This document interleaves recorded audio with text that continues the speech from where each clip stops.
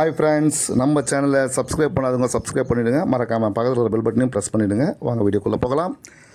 திருவள்ளூர் மாவட்டம் ஆவடியிலிருந்து கவரப்பாளையம் இந்து கல்லூரி வழியாக சாலை ஓரங்களில் வியாபாரிகள் சாலை ஓரங்களில் சிறு சிறு கடைகளை அமைத்து தற்காலிகமாக வியாபாரம் செய்து வருகின்றனர். இதனால் இந்த பகுதியில் போக்குவரத்து நெரிசலும் அதிகமாக ஏற்படுவதாக வாகன ஓட்டிகள் தெரிவித்து வருகின்றனர். ஆவடி மாநகராட்சி துறை மற்றும் நெடுஞ்சாலைத்துறை, ரயில்வே துறை அப்பப்போது வந்து கடைகளை அகற்றி விடுகின்றனர்.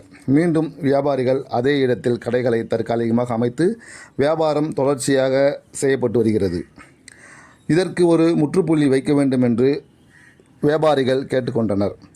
ஆவடி தொகுதி உறுப்பினருமான அமைச்சருமான சாமு நாசர் அவர்களும் ஆவடி மாநகராட்சி ஆணையரும் இணைந்து தெருவோர வியாபாரிகளுக்கு கடைகள் கட்டி தர வேண்டும் என்று தெருவோர வியாபாரிகள் கேட்டுக்கொண்டனர்.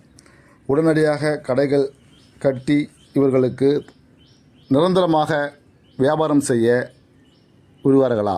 பொறுத்திருந்து பார்ப்போம். நன்றி.